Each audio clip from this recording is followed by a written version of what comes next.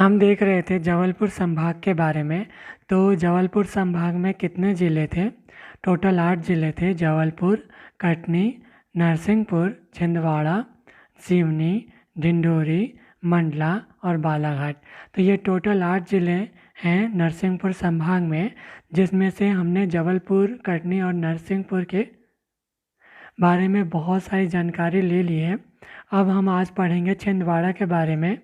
तो देखते हैं छिंदवाड़ा के बारे में कितनी इम्पोर्टेंट बातें हैं। ये है मध्य प्रदेश का मैप, जिसमें हमें ये देखना है कि जबलपुर संभाग में कितना एरिया कवर हो रहा है। ठीक है, तो कटनी, जबलपुर, नरसिंहपुर, छिंदवाड़ा, सिवनी, बालाघाट, मंडला, डिंडोरी। तो ये टोटल 8 ज़िले मिलाकर के इतना एरिया कवर करते हैं, जिसमें से हमने कटनी के बारे में पढ़ लिया, जबलपुर के बारे में पढ़ लिया और नरसिंहपुर के बारे में पढ़ लिया। आज हम पढ़ेंगे छिंदवाड़ा के बारे में। तो देखते हैं छिंदवाड़ा के लिए कौन कौन से इम्पोर्टेंट बातें हैं। तो पहली बात, छिंद वृक्ष का घर है। ठीक है, ये छिंद नाम का जो वृक्ष है, जो जिसको खजूर भी कहते हैं, जो बहुत ज़्यादा पाया जाता है, इधर होता है। और ये वृक्ष के वजह से ही इसका नाम छिंदवाड़ा पड़ा। और दूसरी मान्यता ये है कि यहाँ पे शेर बहुत होते हैं, तो सिंह बहुत होते हैं, इसलिए उनका नाम इसका नाम छिंदवाड़ा पड़ा। तो पत्तियों वाले छिंद का उपयोग झाड़ू, चटाई, टोकरी आदि बनाने के लिए भी होता है। तो इस छिंद वृक्ष का यूज़ हम बहुत तरीक़ों से कर सकते हैं। झाड़ू, चटाई, टोकरी ये सब बना सकते हैं। और छिंद रस का उपयोग लोग नशे के रूप में करते हैं। इस वृक्ष से नशीली चीज़ें भी बनाई जाती हैं। और दूसरी मान्यता है सिंगों के बहुतायता के कारण छिंदवाड़ा नाम पड़ा। ठीक है, तो ये 4 बातें हैं जो छिंदवाड़ा के बारे में हैं। आगे देखते हैं। ये है वो वृक्ष, खजूर। ठीक है, छिंद वृक्ष। ठीक है, और ये है छिंदवाड़ा जिला। ठीक है, तो इसमें हम राष्ट्रीय राजमार्ग देख सकते हैं। 347 है, 547 है और 47 है। तो ये 3 राष्ट्रीय राजमार्ग हैं। और इधर साइड में पेंच नेशनल पार्क है, जिसका कुछ पार्ट छिंदवाड़ा ज़िले में भी आता है। ठीक है, और एक जगह है पांडुरना, जो कि इम्पोर्टेंट है। ठीक है, आगे देखते हैं।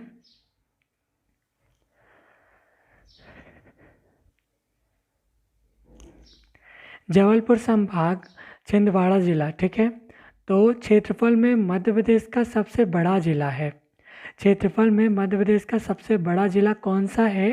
छिंदवाड़ा है।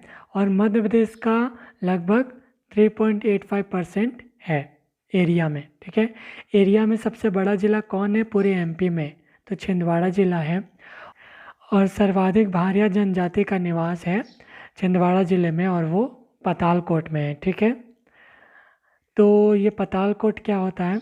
पतालकोट एक जगह है जो कि छिंदवाड़ा ज़िले में है। तो ये है वो जगह जिसमें बहुत बड़े बड़े ऊंचे ऊंचे पहाड़ हैं, और इसकी जो ज़मीन है वो बहुत ज़्यादा नीचे है। यहाँ के लोग बहुत ज़्यादा नीचे रहते हैं, तो करीब 1500 फीट नीचे रहते हैं। और यहाँ की जो लाइफ है वो हम लोगों की लाइफ से बिल्कुल अलग है।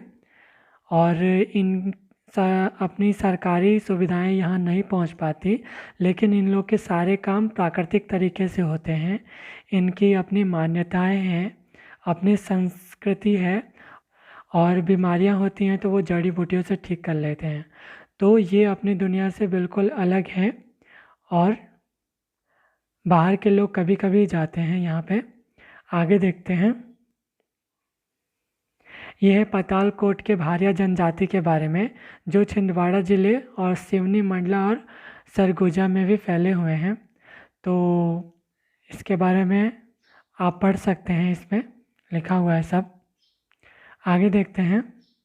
तो पतालकोट का शाब्दिक अर्थ क्या है? पाताल को घेरने वाला। ठीक है, पर्वत या किला से।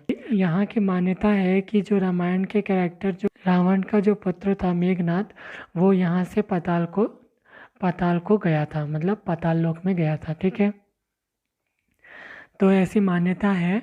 और आगे देखते हैं, तो ये है पातालकोट के बारे में। आगे देखते हैं।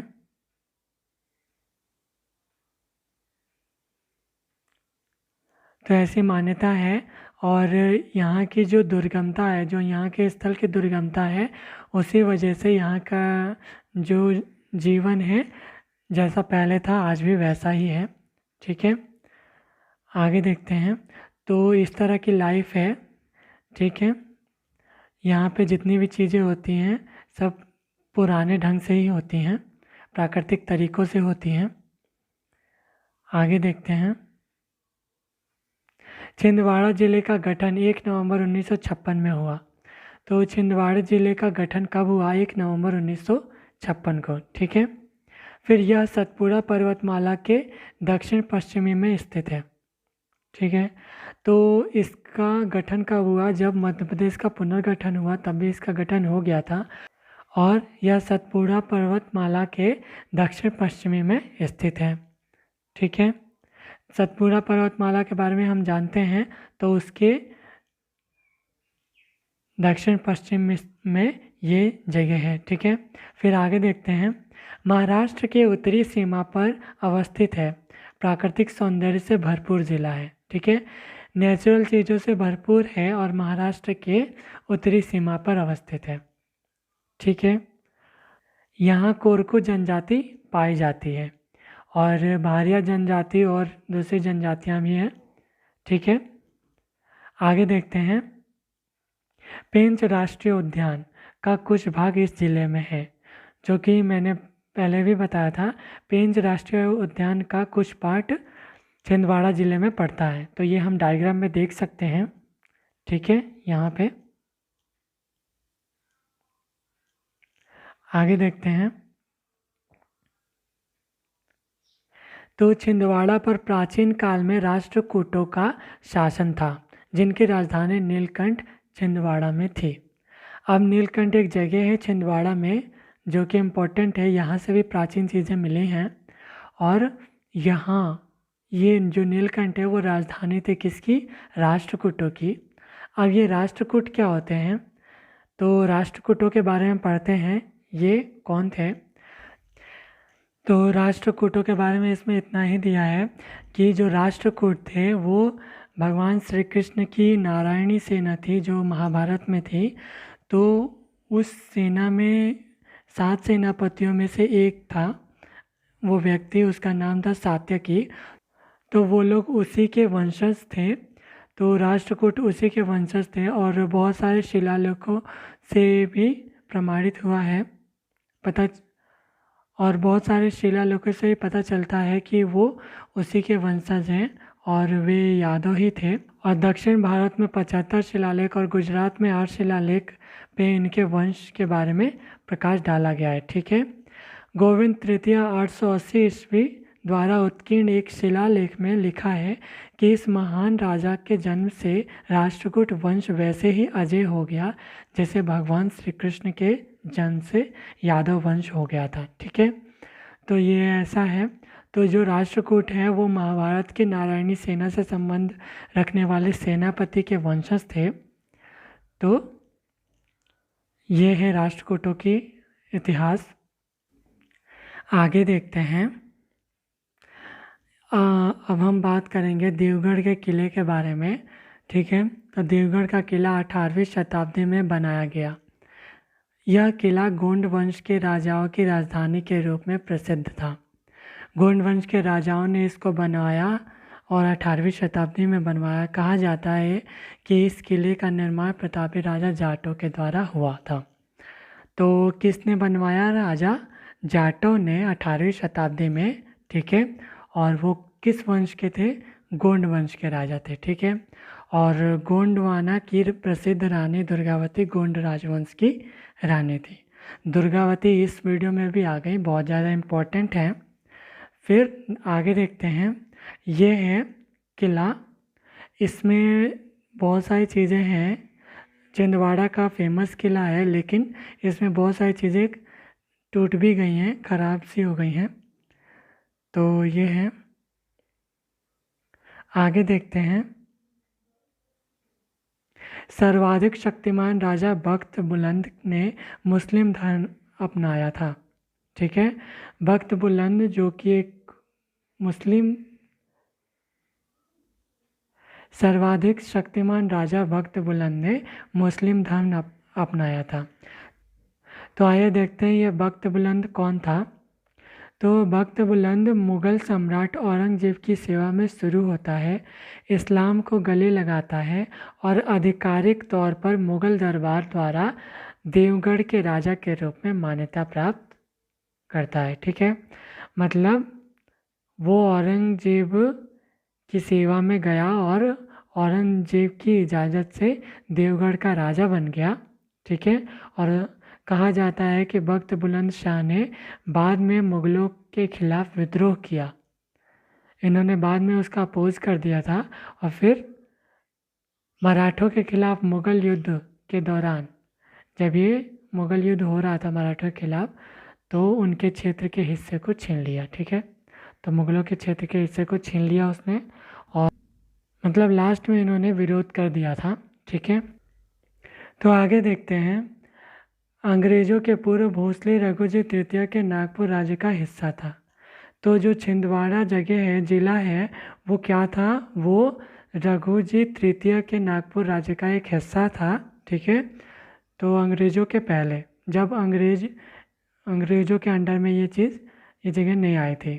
तो रघुजी तृतीय कौन थे इसमें लिखा हुआ है, तो वो एक कमज़ोर शासक थे। ठीक है, अंग्रेज़ों ने अपने फ़ायदे के लिए उनको बिठा रखा था गद्दी पे और 1853 ईस्वी में उसकी निसंतान मृत्यु हुई।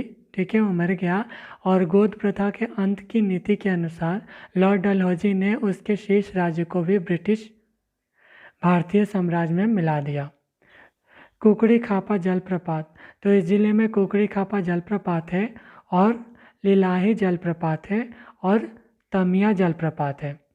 तो ये है जलप्रपात। सारे जलप्रपात एक जैसे ही होते हैं, तो ये जलप्रपात है इम्पॉर्टेंट इस जगह पे छिंदवाड़ा ज़िले में। फिर आगे देखते हैं। तो नीलकंठेश्वर महादेव मंदिर छिंदवाड़ा ज़िला में है। ठीक है, नीलकंठी में है और ये बहुत ज़्यादा प्राचीन है। ठीक है, आगे देखते हैं। नीलकंठेश्वर महादेव मंदिर अथवा गोदरदेव मंदिर के नाम से जाना जाता है। यहाँ नीलकंठेश्वर महादेव, आगे देखते हैं। तो नीलकंठेश्वर महादेव मंदिर अथवा गोदरदेव मंदिर, तो इसका दूसरा नाम क्या है? गोदरदेव मंदिर है। और यहाँ नीलकंठेश्वर महादेव मंदिर या गोदरदेव मंदिर के अलावा 3 अन्य मंदिरों के बिखरे भग्नावशेष भी क्षेत्र की प्राचीन महत्ता को इंगित करते हैं। मतलब और भी प्राचीन चीज़ें हैं, भग्नावशेष है लेकिन वो टूटी हुई चीज़ें। और आगे देखते हैं। नीलकंठेश्वर महादेव मंदिर परिसर क्षेत्र में स्थित एक शिलालेख जो अब स्पष्ट है, जिसमें 10वीं शताब्दी के राष्ट्रकूट राजा कृष्ण तृतीय का उल्लेख है। ठीक है, अब एक शिलालेख भी है नीलकंठेश्वर महादेव मंदिर परिसर में, तो जिसके बारे में क्या है? राष्ट्रकूट राजा कृष्ण तृतीय के बारे में उल्लेख है। ठीक है, राष्ट्रकूटों के बारे में हम पढ़ चुके हैं। आगे देखते हैं। लगभग 250 मीटर की दूरी पर एक और मंदिर सास बहू शिव मंदिर के कलात्मक भग्नावशेष तिफना नदी के किनारे बिखरे पड़े हैं। ठीक है, तो भग्नावशेष हैं सास बहू शिव मंदिर के, और यहाँ भी एक खंडित शिलालेख में राष्ट्रकूट राजा कृष्ण तृतीय का उल्लेख मिलता है। ठीक है, तो यहाँ भी शिलालेख में मिलता है राष्ट्रकूटों के राजा के बारे में, कृष्ण तृतीय के बारे में। फिर आगे देखते हैं। यह है वो मंदिर और ये उसकी एक तस्वीर है, ये उसका मेन गेट। ठीक है, नीलकंठेश्वर महादेव मंदिर का। फिर ये है सास बहू मंदिर और आगे देखते हैं।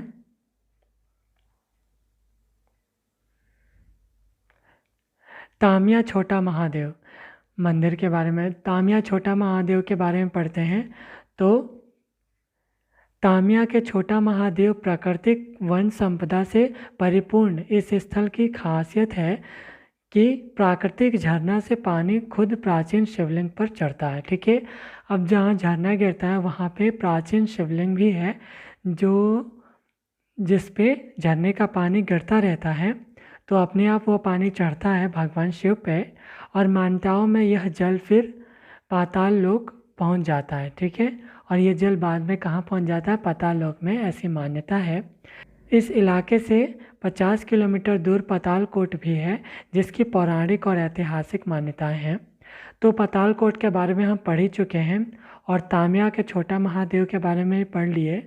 झरने के नीचे प्राचीन शिवलिंग है और उस पर अपने आप पानी चढ़ता रहता है, और मान्यता के अनुसार वो पाताल लोक में पहुंच जाता है। ठीक है, आगे देखते हैं। तो ये है वो मंदिर और ये साइड में झरना है, तो इस तरह से है। आगे राष्ट्रीय राजमार्ग, तो राष्ट्रीय राजमार्ग के बारे में पढ़ते हैं। तो 3 राष्ट्रीय राजमार्ग हैं, हमने देख लिया था उस मैप में पहले ही। तो पहला NH47 है, फिर NH 347 है, और फिर NH 547 है। तो ये तीनों राष्ट्रीय राजमार्ग हैं, छिंदवाड़ा ज़िले से गुजरते हैं। आगे देखते हैं। तो ये मैप है जिसमें राष्ट्रीय मार्ग हम देख सकते हैं, और पेंच नेशनल पार्क का कुछ हिस्सा इस ज़िले में है। ठीक है, आगे देखते हैं। नदियों से समृद्ध ज़िला है ये छिंदवाड़ा ज़िला। इसमें और भी नदियाँ बहती हैं, लेकिन हम इम्पोर्टेंट पढ़ रहे हैं कन्हन, पेंच, जाम, कुलबेहरा, शक्कर, दूधी। ठीक है, तो ये इतनी सारी नदियाँ हैं। तो देखते हैं, अब हम पढ़ते हैं दूधी नदी के बारे में। तो ये पातालकोट से इसका उद्गम हुआ है, और ये क्या है? नर्मदा की सहायक नदी है। पातालकोट से इसका उद्गम हुआ है और नर्मदा की सहायक नदी है। फिर आगे शक्कर नदी, तो शक्कर नदी के बारे में पढ़ते हैं। तो शक्कर नदी क्या है? ये नर्मदा नदी की सहायक नदी है, और इसका उद्गम कहाँ है? छिंदवाड़ा में है। ठीक है, आप पढ़ सकते हैं इन दोनों नदियों के बारे में। आगे देखते हैं। तो कुलबेहरा नदी का उद्गम स्थल छिंदवाड़ा जिला है के अमरेठी विकासखंड से होता है। बाद गांव नामक ग्राम में कुलबेहरा का संगम पेंच नदी पर हो जाता है। ठीक है, बाद में इसका संगम हो जाता है पेंच नदी से। ठीक है, तो पेंच नदी क्या है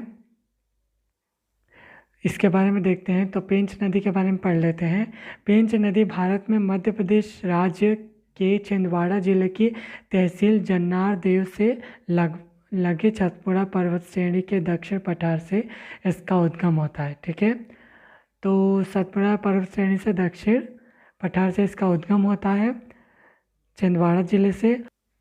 और जो कुलबेहरा नदी हमने पढ़ लिया वो क्या है? इसकी सहायक नदी है। कुलबेहरा नदी भी पेंच नदी से मिल जाती है। इन दोनों नदियों के संगम से पेंच नदी का आकार और बढ़ जाता है। कुलबेहरा नदी पेंच में मिल जाती है, और ये नदी किस में मिल जाती है? कान्हन नदी में मिल जाती है। कान्हन, पेंच तथा बावन थड़ी वैनगंगा नदी के सहायक नदी हैं, और ये 3 नदियाँ पेंच नदी, कन्हान नदी और बावन थड़ी नदी आगे जाकर गोदावरी नदी में मिल जाती है, और ये सब जाकर के कहाँ मिल जाती हैं? गोदावरी में। ठीक है, कुलबेहरा पेंच में मिली, और पेंच कानन में मिली, और कानन, पेंच और बावन थड़ी वैनगंगा में मिली, और ये वैनगंगा जाकर के गोदावरी में मिल गई। तो अब देख लेते हैं जाम नदी के बारे में।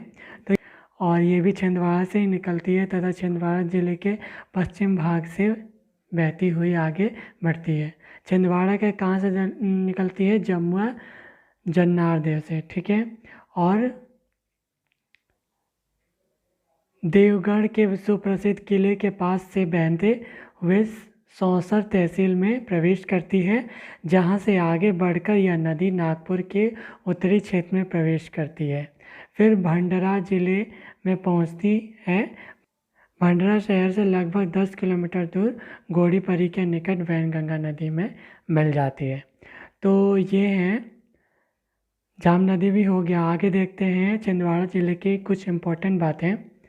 तो एग्रो कॉम्प्लेक्स की स्थापना राज्य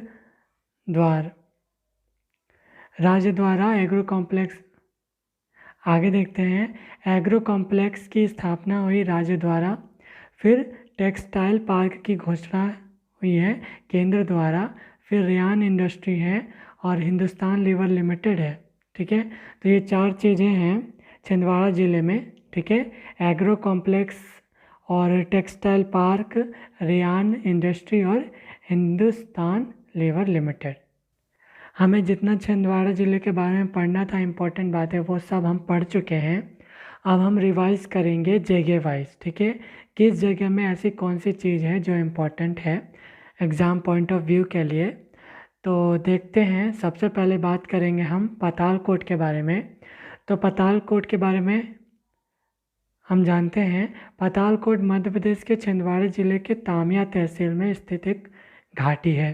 पातालकोट एक घाटी है जो कहाँ स्थित है, तामिया तहसील में। ठीक है, फिर घाटी में दूधी नदी बहती है। घाटी में क्या बहती है, दूधी नदी। ठीक है, और पातालकोट की घाटी में एक नदी बहती है जिसका नाम है दूधी नदी। और मैप में हम देख सकते हैं पातालकोट यहाँ पे है। ठीक है, नर्मदा नदी के नीचे छिंदवाड़ा ज़िले में। और आगे देखते हैं, यह है पातालकोट की जगह जहाँ पे बहुत नीचे लोग रहते हैं। तो पातालकोट के बारे में कुछ इन्फॉर्मेशन देख लेते हैं। दक्षिण मध्य प्रदेश के छिंदवाड़ा शहर से लगभग 75 किलोमीटर दूरी पर स्थित यह विशाल काय घाटी का धरातल लगभग 1500 फीट नीचे है। ठीक है, इस विहंगम घाटी में गोंड और भारिया जनजाति के आदिवासी रहते हैं। गोंड भी रहते हैं और भारिया भी रहती हैं। इन आदिवासियों के लिए प्राथमिक स्वास्थ्य सुविधाएं उपलब्ध नहीं हैं, किंतु ये आदिवासी आम जनों से अधिक स्वस्थ हैं। ये आदिवासी घने जंगलों, ऊंची नीची घाटियों पर ऐसे चलते हैं मानो किसी सड़क पर पैदल चला जा रहा हो। ठीक है, और आधुनिकीकरण से कोसों दूर पातालकोट घाटी के आदिवासी आज भी अपने जीवन यापन की परंपरागत शैली अपनाए हुए हैं। रोज़मर्रा के खान पान से लेकर विभिन्न रोगों के निदान के लिए ये आदिवासी वन संपदा पर ही निर्भर रहते हैं। और मतलब ये रोगों के लिए प्राकृतिक चीज़ों पर निर्भर रहते हैं और चिकित्सा जड़ी बूटियों से कर लेते हैं। तो ये है भारिया जनजाति के बारे में, मतलब पातालकोट के बारे में, जो यहाँ पे रहते हैं, मतलब पातालकोट के बारे में। तो आगे देखते हैं पांडुरना के बारे में, जो छिंदवाड़ा ज़िले में एक जगह है। तो पांडुरना भारत के मध्य प्रदेश राज्य के छिंदवाड़ा ज़िले में स्थित एक नगर है और पांडुरना गोटमार मेला के लिए विश्व प्रसिद्ध है। इंडिया प्रसिद्ध नहीं, विश्व प्रसिद्ध है गोटमार मेले के लिए। यह मेला भाद्रपद अमावस्या के दिन मनाया जाता है। ठीक है, गोटमार मेला जाम नदी के तट पर मनाया जाता है। गोटमार मेला कहाँ मनाया जाता है, जाम नदी के तट पर। यह मेला का माँ दुर्गा जी को समर्पित होता है। ठीक है, यह मेला किसको समर्पित होता है, माँ दुर्गा को। और तो इस मेले के बारे में कुछ इन्फॉर्मेशन देख लेते हैं। तो मेला बहुत ज़्यादा प्रसिद्ध है। इसमें एक गेम होता है, 2 गांव के बीच में खेला जाता है। ठीक है, और उस गेम में क्या होता है, एक लंबे पेड़ को नदी के बीच में एक झंडे के साथ खड़ा किया जाता है। एक लंबा पेड़ लेके झंडे के साथ उसको नदी के बीच में खड़ा कर दिया जाता है और दोनों गांव से लोग दोनों किनारों पर खड़े हो जाते हैं। और उसके बाद कंपटीशन होता है कि उन दोनों गांव में से किस गांव का व्यक्ति उस झंडे को प्राप्त कर लेता है पहले। तो जो व्यक्ति जिस गांव का व्यक्ति प्राप्त कर लेगा वो गांव जीत जाएगा और बाद में उस झंडे को लेके माता को चढ़ा दिया जाता है।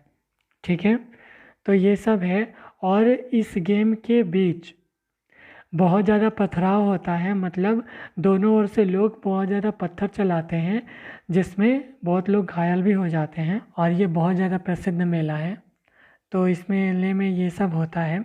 ठीक है, बहुत सारे लोग घायल हो जाते हैं और आगे देखते हैं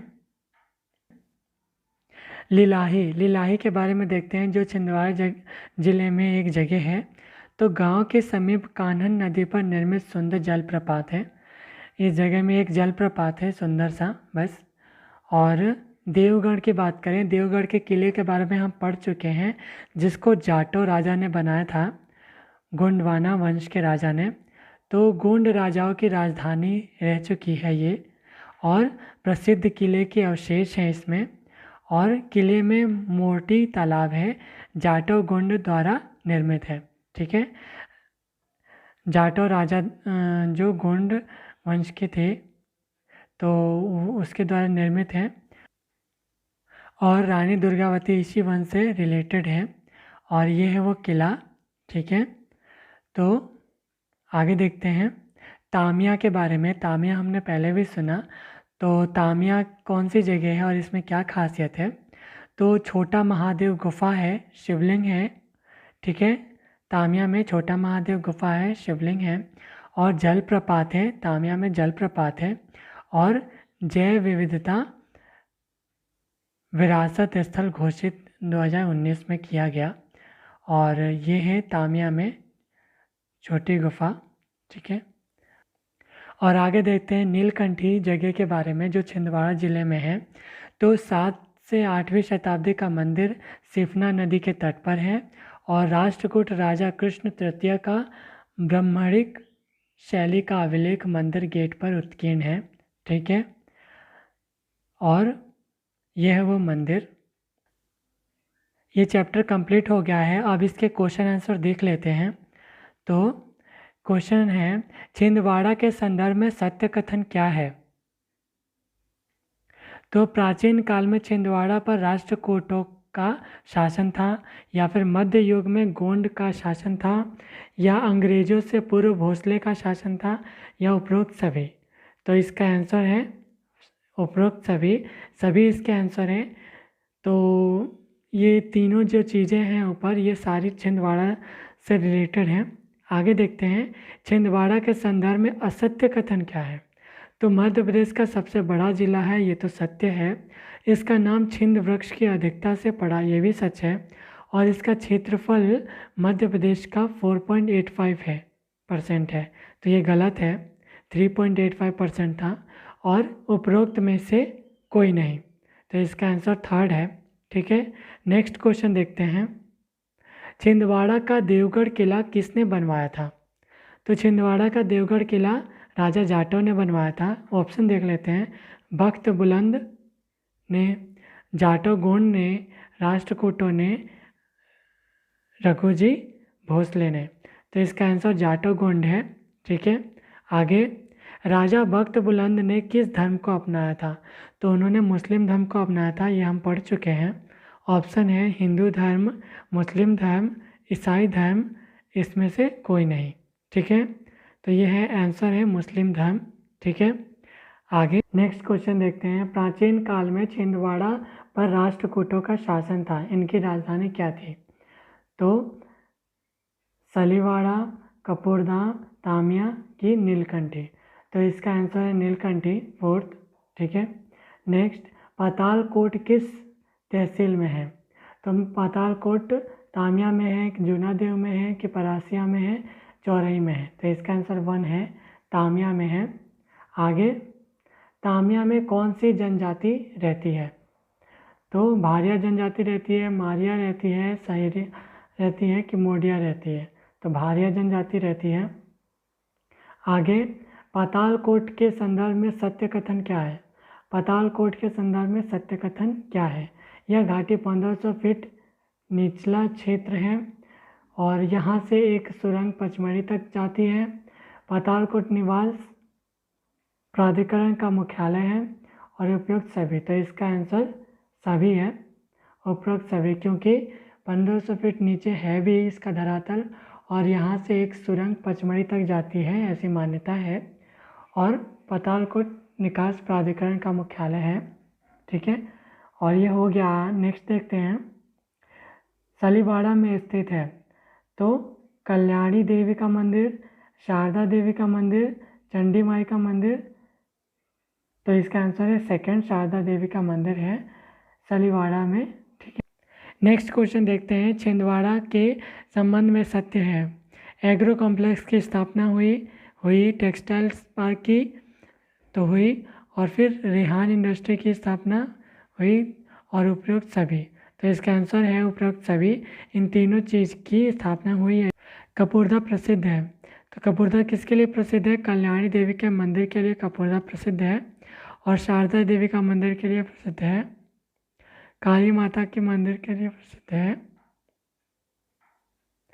दुर्गा माँ का मंदिर के लिए प्रसिद्ध है, और तो इसका आंसर क्या है? कल्याणी देवी का मंदिर के लिए प्रसिद्ध है। कौन? कपूरधा। तो नेक्स्ट क्वेश्चन देखते हैं। कपूरधा प्रसिद्ध है किसके लिए?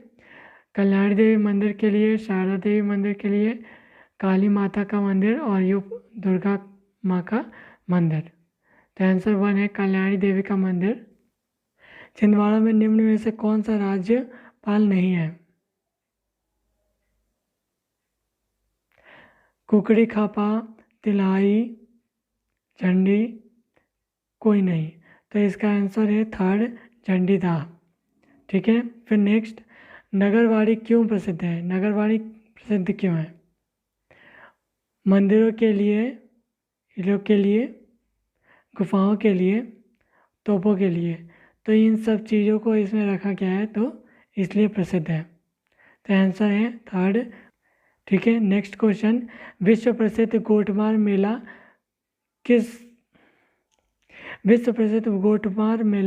किस तहसील से लगता है? तो ऑप्शन है तामिया में, जुन्ना देवी में, पांडुरना में, या फिर छिंदवाड़ा में। तो इसका आंसर थर्ड है, पांडुरना में होता है। फिर गोटरमार मेला किस नदी पर आयोजित होता है?